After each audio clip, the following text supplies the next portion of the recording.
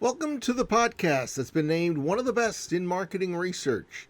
This is Research Business Daily Report. We are the industry's only daily research video report. And we're made possible by the exclusive community at the crowdfunding platform patreon.com/RBDR.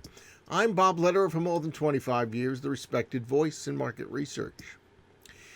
Our RBDR series, Market Research in the COVID-19 Era, which has won a great deal of acclaim, continues today with episode number 17. Socratic Technologies VP and Director of Research Michael Lewis will explain to us today why Socratic decided to go back to basics as it thought about consumers and making sure that its surveys during the coronavirus period are worthwhile and realistic. Michael? Thanks, Bob. So several of our clients have approached us in the past few weeks for our perspective on doing research in the crisis. Certainly there are some verticals that should be very cautious about building research right now, travel, restaurants, for example. But many of our clients really need to keep their business moving. They know that delaying research can mean delaying the potential business impacts by months or even longer. Now, that leaves us with the question of whether or not we can actually deliver representative samples and reliable research in the current environment. To answer that, we really needed to go back to basics. And being researchers, we did research. We ran a survey. So let me start with a little bit of a disclaimer. Data in a survey reflects the consumers who are willing to take the survey. Asking them if it's appropriate to conduct research, that admittedly is a biased sample. That said, we can look at some key measures to understand whether or not the data is actually representative and reliable. So let's start with representative and start with response rates. Are consumers willing to take a survey, and is the sample representative? The answer is very clearly yes. Consumers are willing to complete research right now. Our initial click-through rate was almost 10% higher than the historical rates that we see for this tool. So the data is representative, but is it reliable? Well, we measure that in multiple ways for every survey we conduct, so we know what to look for. We typically include red herring questions in our surveys to test whether or not our respondents are able to focus and follow directions. We identify and remove respondents who provide straight line answers or a predictable pattern of answers. And we look for respondents who move through the survey significantly faster than everyone else. Now, in this study, what we saw is that respondents are willing to take the time to read, understand, and respond to the survey questions in a thoughtful way. Just as an example, our red herring questions typically remove about 2.5% of our respondents. In this case, we actually saw less. Only 2% had to be removed for that. So the data is representative. It's reliable. Does that mean it's okay for companies to go out and do research? Is there a risk to their brand? Is it going to come across as insensitive or tone deaf? We ask about that, and the short answer is no. 82% said that it's appropriate for companies to conduct online surveys and research in the current situation.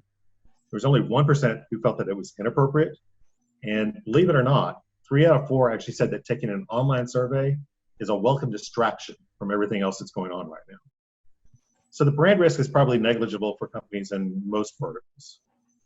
Let's be realistic. We are not telling people to move full steam ahead. You need to think carefully about the topic you're going to research. Now is probably not the time to be asking about planned luxury purchases, for example. We know some attitudes are going to change as we move through this process and get past the crisis. So what could work well? Well, things like new website designs, a new CPG product, business process improvements, things that really reflect long-term needs and preferences. I think there is one thing you can be very sure of. The situation we're all in is very fluid, and we need to be very careful and very aware of the shifts that are affecting our clients, consumers, and the methodologies we need to adjust as we move through this. Hey, if you've not reached out to us yet with a personal perspective or multiple perspectives about the impact of the coronavirus on you, on your business, on the industry as a whole, or perhaps what your company is doing about the current situation, well, we hope that you will get off the schneid and get in touch with us. In any event, please partner with us in the series and email your point of view, which we will talk to you about, to rflbob@gmail.com.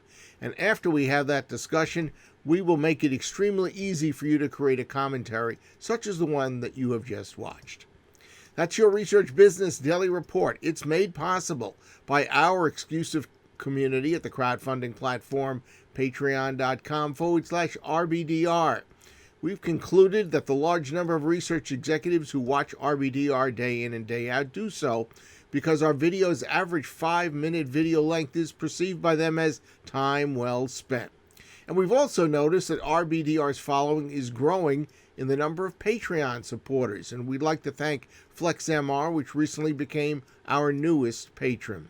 Hoping that you will also become one, visit patreon.com/RBDR and join our growing list of publicly appreciative supporters.